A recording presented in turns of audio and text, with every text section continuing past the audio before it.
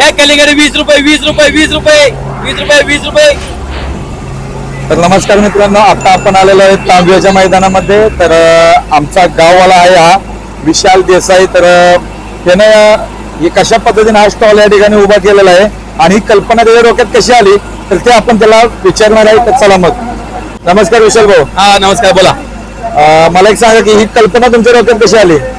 काय आता धंदे नाहीत, आता म्हणलं जरा एक इकडे शर्यतीचा आता जास्त म्हणजे माणसाचे लोक इकडे जास्त झाले आता. आणि इकडे येण्याचा जास्त माणसांचा हे झाल्यामुळे खाण्याची इच्छा माणसांची होती.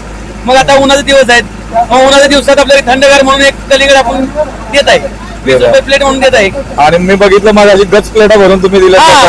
कसं असतं, एक माणसाला पैसा सगळं कमवायचं नाही, त्या माणसाची जरा एक भावना बी जाणून घेतल्या पाहिजे की एक भुका मोठी माणूस खायत असते. यासाठी आपण एक्स्ट्रा पैसा नाही कमवायचा, फक्त माणुसकी कमवायची. मग आता हे जो आता तुम्ही कलिंगडचा माल आणलाय बघू शकता तुम्ही. मित्रांनो पाठीमागे कलिंगडचा माल. तर हा कलिंगडचा माल तुम्ही कुठला घेतला?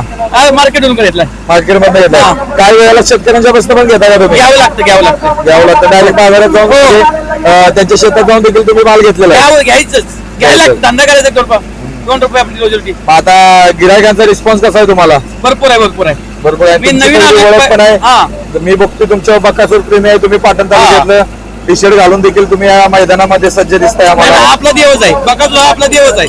आणि कंटिन्यू आपण त्याच्यामध्ये त्यासाठी जीव की प्राण आहे आपला. आणि काय सांगूच वाटतं तुम्हाला या येणाऱ्या या नवीन पिढीला तरुणांना काय केलं पाहिजे? तरुणांनी नाही, हे शर्यत क्षेत्र हे चांगलं आहे, फक्त धंदा करून शर्यत क्षेत्र केलं पाहिजे. हा, हे कोणताही धंदा 1 रुपया जमीन द्या पण ते मला जायचं सगळं. आणि नवीन पिढीने असा व्यवसाय केला पाहिजे. छोटा का धंदा असू दे पण धंदा हा केलाच पाहिजे. तर मित्रांनो, पाहिलं का तुम्ही, आता आपण विशाल जवळ गेलेलो होतो आणि पूर्णपणे माहिती त्याच्याकडनं घेतलेली आहे. आणि मित्रांनो, तुम्ही देखील असंच तुमच्या गावागावात नवीन येणाऱ्या तरुण पिढीनं मुलांनी व्यवसायामध्ये या आणि आपला व्यवसाय चालवा. मराठी माणसाला एकमेकाला मदत करा आणि असाच व्यवसाय पूर्णपणे येणाऱ्या भविष्यात देखील चालू ठेवा. तर हा व्हिडिओ तुम्हाला कसा वाटला नक्की आपल्या व्हिडिओला कमेंट करा, लाईक करा आणि एटीएम ब्लॉग वरील येणारे नवीन व्हिडिओ असेच बघत राहा. धन्यवाद.